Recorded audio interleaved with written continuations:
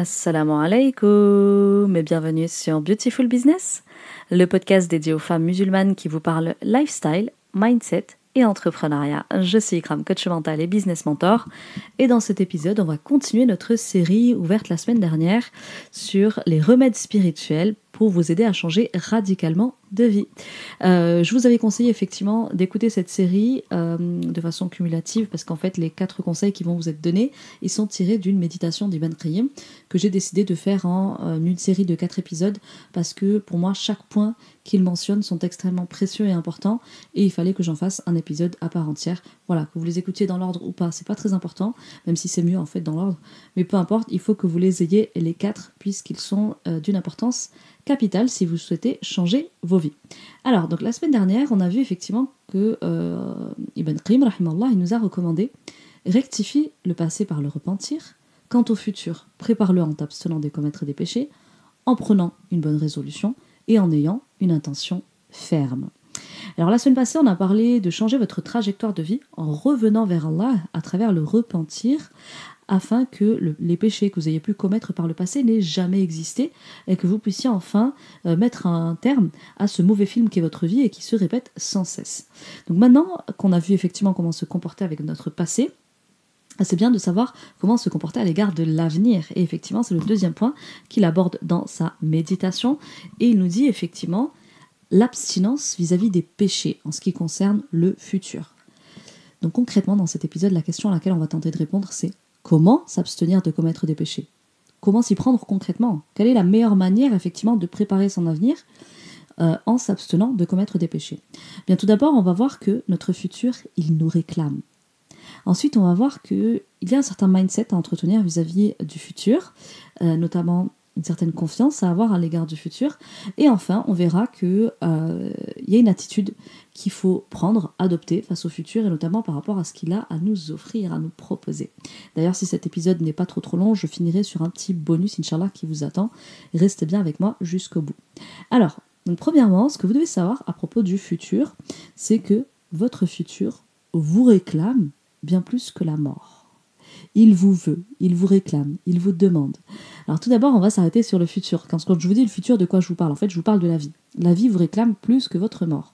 Effectivement, on a un hadith qui nous a été rapporté, dans lequel on retrouve que c'est Abu Darda, qu'Allah l'agrée, qui dit que le prophète a dit « Certes, la subsistance demande plus le serviteur que son terme de vie ne le demande. » Et ça a été rapporté par Tabarani et authentifié par Sheikh Al-Albani.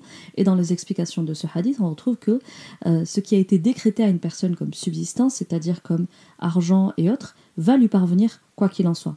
Ainsi, il ne convient pas de dépasser la limite normale en ce qui concerne la recherche de la subsistance, car le fait de donner trop d'importance et trop d'énergie dans la recherche de la subsistance a comme conséquence d'éloigner la personne de l'adoration d'Allah subhanahu wa ta'ala.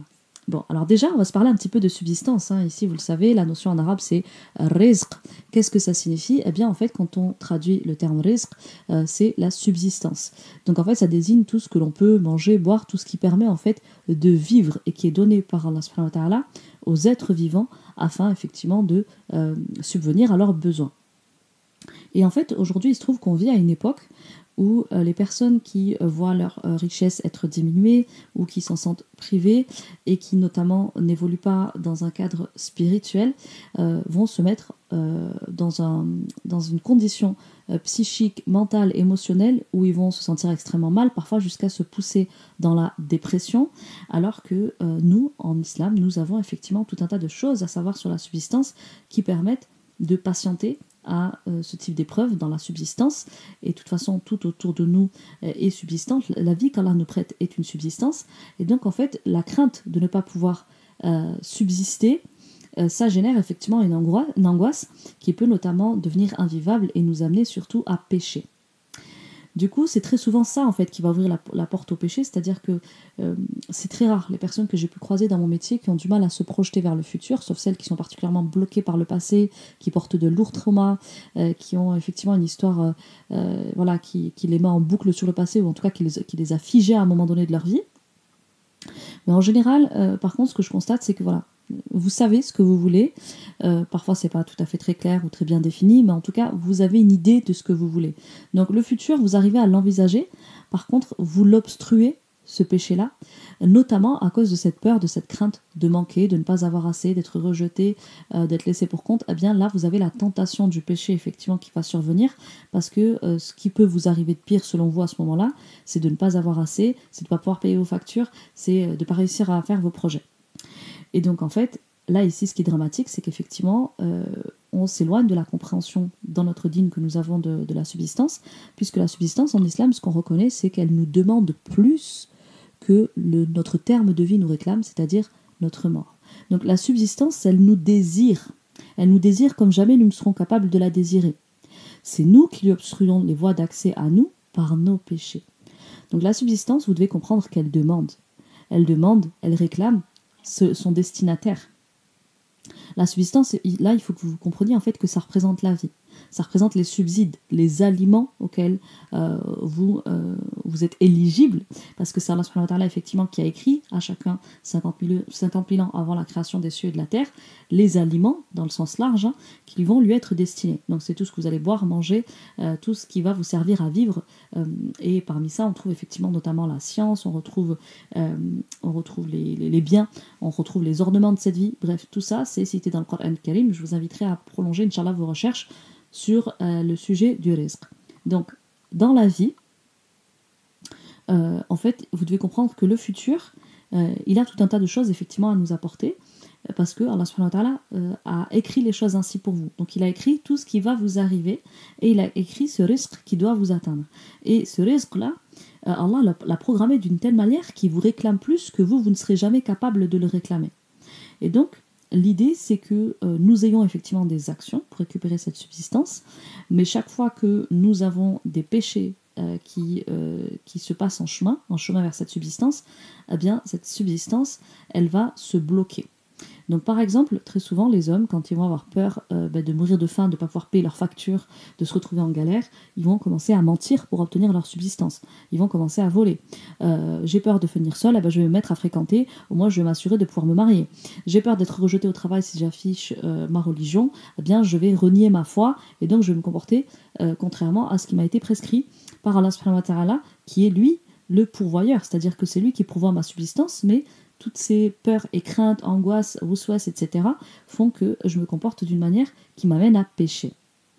Donc ce que vous devez comprendre, c'est que la vie, votre futur, vous réclame, mais c'est à vous de ne pas lui tourner le dos par vos mensonges, par la trahison que vous faites à vous-même. Vous n'êtes pas fidèle à vous, vous n'êtes pas fidèle à votre créateur au moment où vous commettez le péché. En fait, ce qu'il faut comprendre, c'est que vous avez effectivement un grand menteur en vous, qui vous fait croire que si vous ne mentez pas, vous vendrez rien, que si vous ne fréquentez pas, vous vous marierez pas, que si on est trop honnête dans la vie, ça paye pas, d'accord? Et ça, c'est Allah subhanahu wa ta'ala qui nous le dit dans Surat al-Baqarah, verset 268. Le diable vous fait craindre l'indigence et vous recommande des actions honteuses, tandis que Dieu vous promet pardon et faveur venant de lui. Les faveurs, c'est tous les bienfaits, effectivement. La grâce de Dieu est immense et il est omniscient. Ne croyez pas le plus grand des menteurs qui vous dit que faut trahir, faut mentir, faut voler, etc. Ça, c'est tout ce qu'Allah déteste. Et Allah a programmé votre subsistance pour que son destin inéluctable soit de vous parvenir à vous. Sauf que cette subsistance, il l'a également programmée pour être repoussée par vous, pour être obstruée dans son chemin vers vous, chaque fois que vous approchez des choses qu'Allah n'aime pas.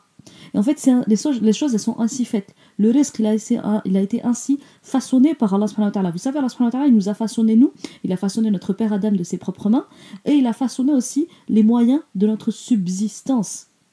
Et il a mis des règles immuables dans cette subsistance, parmi lesquelles la subsistance, elle vient à vous en courant, elle vous réclame, elle vous veut.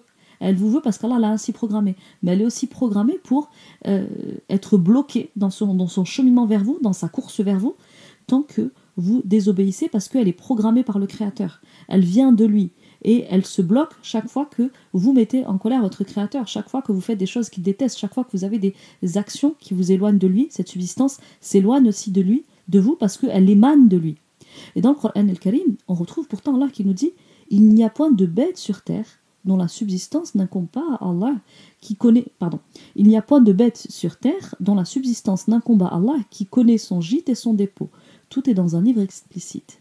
quel merveilleux verset.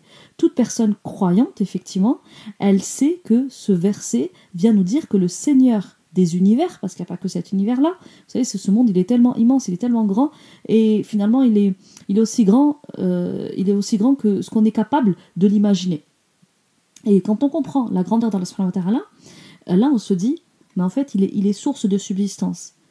Et c'est à nous de jamais remettre en question cette vérité immuable, en fait. Donc, c'est à vous de vous entraîner, vous exercer à croire que c'est vrai.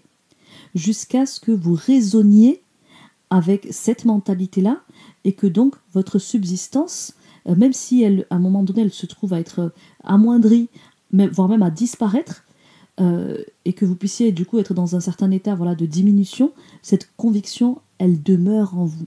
Et ne tombez surtout pas dans le péché parce que vous voyez cette subsistance être amoindrie, être diminuée.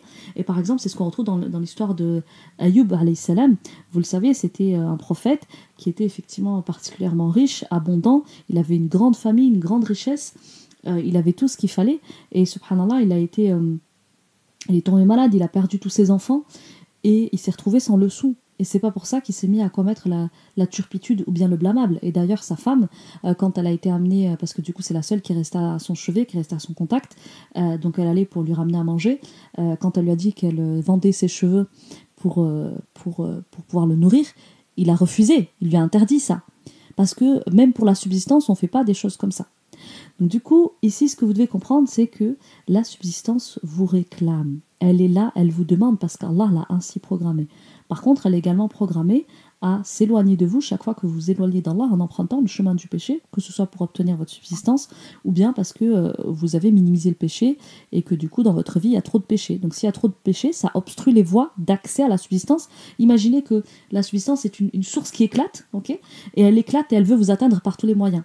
Sauf que tous les moyens du coup d'accès, ils sont bouchés par l'effet de vos péchés qui créent ces ténèbres autour de vous qui font que cette subsistance, elle n'arrive plus à vous voir ni à vous trouver pour pouvoir vous parvenir. Donc libérer cette subsistance, notamment en adoptant un certain mindset face au futur, face à la vie qui vous attend. Allah, ce qu'il faut comprendre, c'est qu'il a créé toute chose à partir du néant. Et à partir de là, on peut que comprendre qu'il ne laissera jamais en fait ces créatures qu'il a placées dans cet univers, qu'il a placées dans ce monde, impuissantes et sans subsistance. Un de ses plus beaux noms, c'est Ar-Razaq, c'est-à-dire celui qui crée, qui donne, qui pourvoit, qui est l'unique source de subsistance et d'abondance. Il est aussi Ar-Rahman et il est Ar-Rahim, c'est-à-dire qu'il recouvre l'univers de sa miséricorde et de ses innombrables bienfaits, qu'il nous met d'ailleurs au défi de dénombrer, tant il sait qu'on en sera en fait incapable, parce que c'est pas accessible pour nous que de savoir dénombrer tout ce qu'il a fait, tellement c'est immense et tellement c'est présent en abondance. Donc, ici, la qualité que nous devons développer à partir de ces noms-là, c'est la confiance en Allah. Et ça, c'est une force en fait. C'est une force de caractère qu'il faut œuvrer à développer quotidiennement. Parce que c'est par cette force de caractère qu'on va avoir la motivation mentale, morale, d'aller atteindre des sommets. Vous savez même pas à quel point la confiance en Allah est une force qui permet de déplacer des montagnes. Le prophète il nous a dit effectivement sur la confiance absolue en Allah, il nous a dit si vous comptiez sur Allah avec la confiance requise, il pourvoirait à votre subsistance exactement comme il le fait pour l'oiseau qui sort le matin de son nid, le ventre vide, et s'en retourne rassasié. Rassasié. Okay. Donc ici, ce qu'il faut comprendre, c'est que c'est nous qui bloquons notre subsistance, on lui obstrue les voies d'accès à nous, parce qu'Allah, il n'a jamais eu la volonté de nous affamer. Lui, ce qu'il veut, c'est qu'on rentre rassasié le soir, comme c'est ce fameux petit oiseau que le prophète sallam prend en exemple dans ce hadith. Donc, Allah, il veut pas t'affamer. Il nous a dit dans le Coran al-Karim, effectivement, que par moments, il va diminuer un petit peu de notre richesse, de notre santé, de nos biens, pour tester notre foi, pour la mettre à l'épreuve de cette vie et voir à quel point nous sommes sincères, mais absolument pas nous laisser sans le subside, sans aliment. Donc, dans ce monde d'épreuves, n'oublions pas que la confiance en Allah, c'est effectivement un sujet de premier ordre. Allah, il se détournera jamais de celui qui place sa confiance en lui. Donc, quand on prépare l'avenir, quand on prépare le futur, on le prépare avec cette confiance. Même si par moments vous vous sentez seul, acculé, piégé par cette vie, vous ne savez pas, vous n'entrevoyez pas des voies. Mais sachez que cette subsistance, elle a été programmée pour vous parvenir. Elle va trouver un chemin, elle va se frayer un chemin parce que c'est son destin inéluctable que de vous trouver. Elle a été programmée pour ça. Et parfois, elle peut prendre un peu de temps à nous parvenir, mais elle est dans une course folle pour venir vers nous. Okay. Et donc vous ne voyez pas ce qui se passe dans l'invisible. Vous ne voyez pas qu'elle est en train de vouloir se jeter vers vous comme cette source eau de vie là qui éclate pour venir se perdre. Vous savez quand... là, j'imagine par exemple une rivière, les cascades. Voilà. Vous savez pas que vous regardez les montagnes aussi. Je sais pas ceux qui habitent du côté de la Suisse. Moi, j'aime beaucoup la Suisse. Je suis une amoureuse de ces eaux-là. Quand on voit les sources qui éclatent, on voit pas derrière la montagne qu'il y a comme ça un grand courant d'eau qui va éclater, éclabousser de la montagne. Mais c'est exactement pareil en fait. Vous voyez pas ce qui se passe dans l'invisible, mais votre confiance, elle doit vous permettre d'y croire sans le voir. Parce que c'est ça la foi. C'est croire en quelque chose qu'on ne voit pas. Et quiconque craint Allah, il lui donnera une issue favorable et il lui accordera ses dons par des moyens sur lesquels il ne comptait pas. Et quiconque place sa confiance en Allah, il lui suffit. Allah atteint ce qu'il se propose et Allah a assigné une mesure à chaque chose. Il a donné un temps à chaque chose. Il a donné un délai à chaque chose pour qu'elle vous parvienne. Et vous savez, il a fait l'interdiction à l'ange de la mort de reprendre votre âme tant qu'il n'a pas vérifié que chaque subsistance, chaque aliment, chaque eau qui doit vous toucher ne vous a pas encore touché. Interdiction de vous reprendre. Donc, ici, à travers ces versets, il faut comprendre que c'est indispensable de placer sa confiance en Allah subhanahu wa ta'ala et de ne pas être tenté de lui désobéir quand on verra cette subsistance être un peu longue pour nous arriver. En fait, elle n'est pas en train d'être longue, elle est en train de prendre les chemins les plus courts pour accéder à vous. Et Allah, au moment où effectivement il y a cette subsistance qui cherche à vous atteindre et vous qui l'attendez, Allah il teste aussi votre foi et il regarde comment vous réagissez. Est-ce que vous prenez des chemins qu'il déteste pour y parvenir? Est-ce que vous vous permettez un certain laxisme religieux, etc. Donc ne soyez pas distraite du souvenir d'Allah. Ne banalisez pas le péché et n'oubliez jamais ce qu'Allah promet à celui qui lui fait confiance. Donc faire des péchés, c'est quelque chose qui vient nous priver de notre subsistance, qui obstrue les voies d'accès de la subsistance à l'homme. Et donc, le meilleur d'entre tous, d'ailleurs, la meilleure des subsistances, c'est celle de la science, c'est celle de la pratique religieuse. Et regardez juste comme quand vous avez un certain laxisme religieux, ce qui se passe pour vos adorations. Regardez comment elles sont lourdes. Ouvrir un Coran devient difficile pour vous. Écouter une sourate jusqu'au bout, c'est long. Vous levez pour la prière, c'est waouh, le fajr il devient de plus en plus difficile pour vous et jusqu'à un moment donné peut-être abandonné, qu'Allah nous préserve de ça. Et ça, le prophète sallam nous a dit effectivement, certes l'homme peut être privé de subsistance à cause d'un péché qu'il a commis. Donc là on peut être privé non seulement de subsistance mais aussi de bénédiction. Vous savez, moi je vois des clientes par exemple qui vivent un certain nombre de malheurs depuis de nombreuses années par exemple. Voilà, tout est en échec, tout est en faillite dans leur vie, rien n'avance. Et je leur pose des questions parce que moi ma question qui me vient notamment c'est est-ce que cette personne elle n'est pas frappée par la malédiction d'Allah? Pourquoi tout sur son chemin, mariage, diplôme, business, projet, tout se casse la figure? Parce que peut-être qu'à un moment donné vous avez accumulé les péchés et vous avez oublié de vous en départir, de vous en laver. Vous n'avez pas fait le nécessaire pour revenir à votre état de propreté, à la lumière dans laquelle vous avez été créé. Sauf que ce rizq il vient du ciel. Allah il dit rizq fis sama. Donc Allah, il a inscrit dans le ciel notre subsistance, donc cette subsistance, elle vient des cieux. Elle ne vous trouvera pas si vous êtes dans les ténèbres. Vous avez besoin de vous laver pour qu'elle vous parvienne. Parce que la lumière est attirée par la lumière, pas par l'obscurité. Donc du coup, là, quand je suis en pleine épreuve et que je vois que toutes les portes de ma vie, elles se ferment, il faut peut-être que je me pose avec moi-même, que je fasse une introspection. Est-ce que je suis en adéquation avec mon dîn? C'est-à-dire la vocation principale pour laquelle j'ai été créé en tant qu'être spirituel avant même d'être un être humain. Et donc, ce qui se passe quand vous commettez des péchés sur péchés sans vous en repentir, c'est qu'il y a une détérioration du lien entre vous et Allah subhanahu wa ta'ala et tout ce qu'il a créé, et notamment cette subsistance qui vous a écrite. Donc le péché, il divise, il sépare, il éloigne la subsistance, il éloigne les gens sont aussi une subsistance. Vos conjoints, enfants, parents, quand vous voyez comme ça, c'est le chaos dans vos relations, c'est le chaos dans l'argent, c'est le chaos partout, demandez-vous qu'est-ce que j'ai fait pour attirer sur moi la malédiction d'Allah? Est-ce que j'ai pas trop minimisé ce qu'il a interdit? Est-ce que je l'ai pas trop banalisé dans ma vie?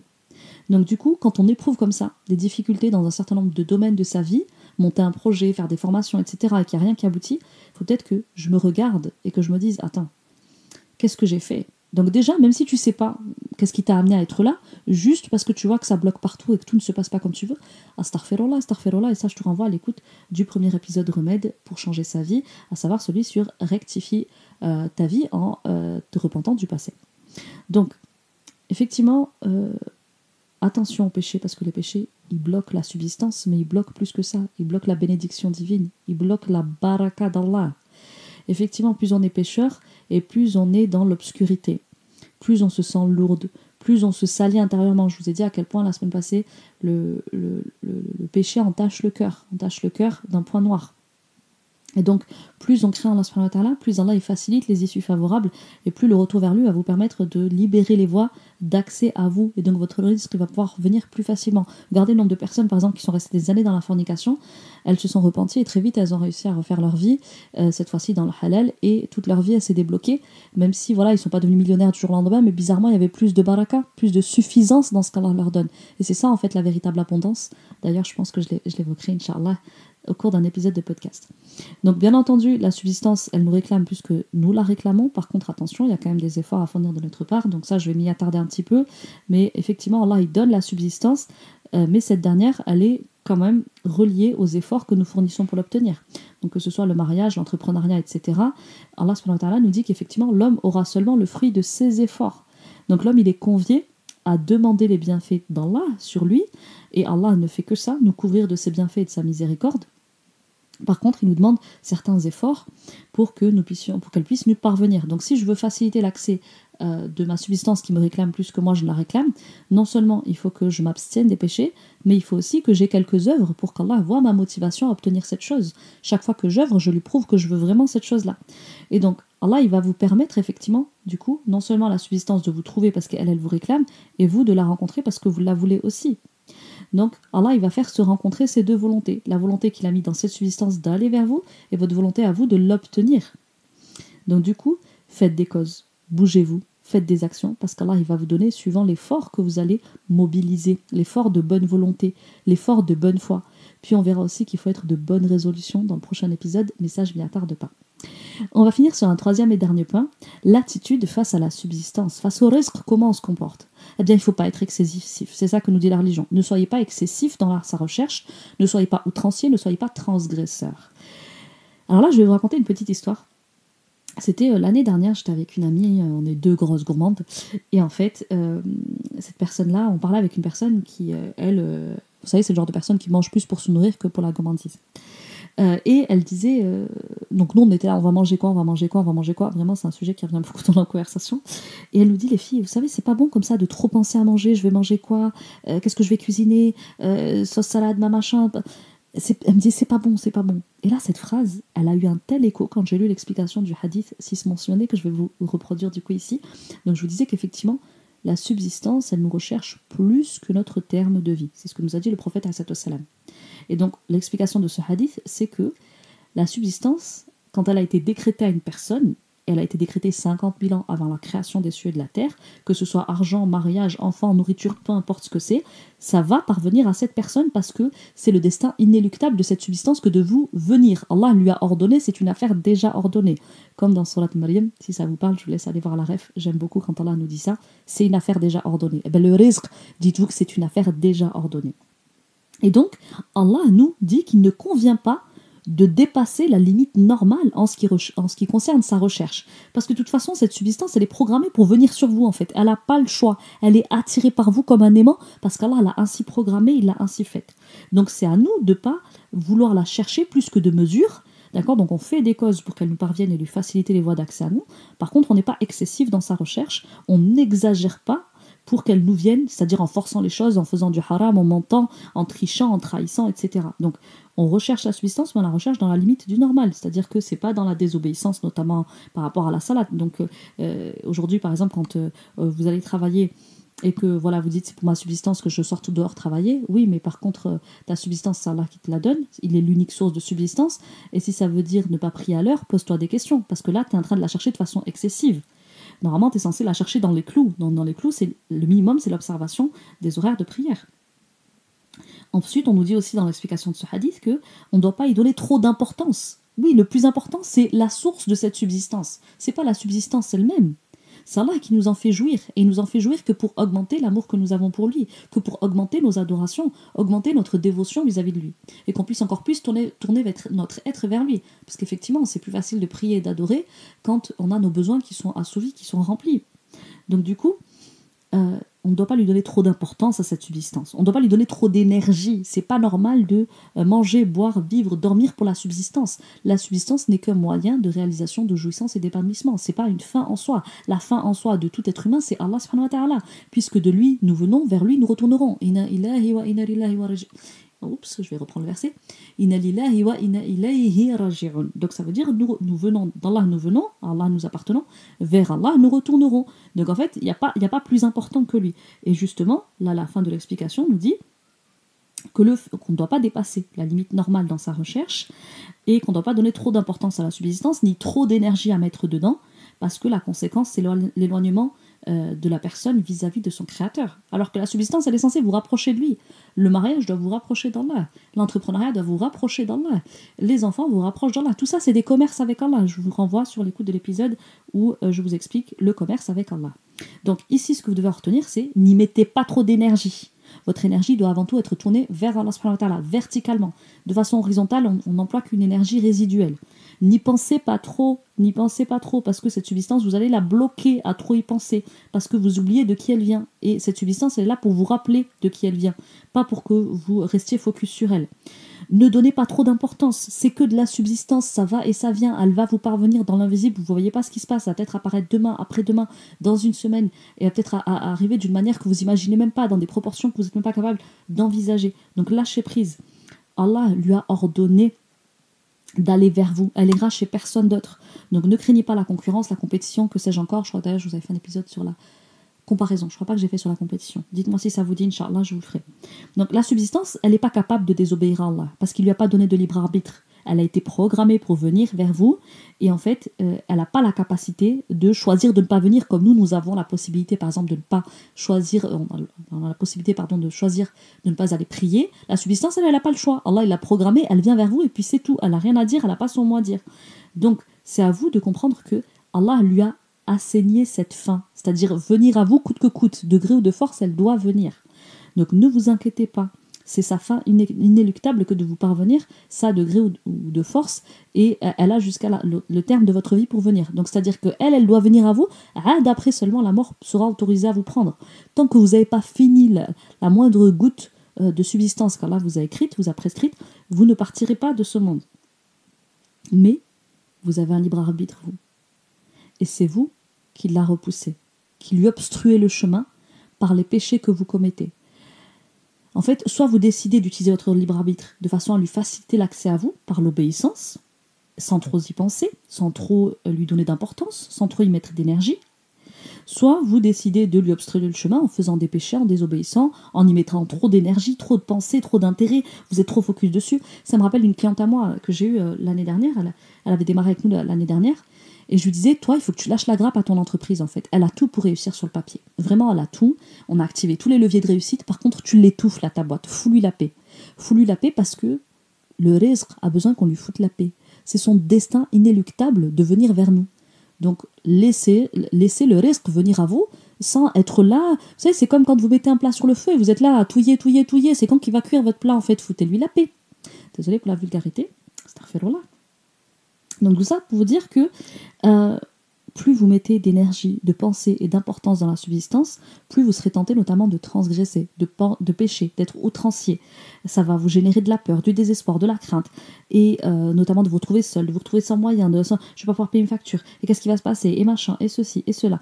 Et là, vous allez avoir des actes désespérés, et les actes désespérés, parmi lesquels vous allez être tenté de mentir, d'exagérer, d'abuser, de trafiquer, de ceci, d'être malhonnête. Et sachez que le commerçant, il lui est très facile de mentir et de tricher.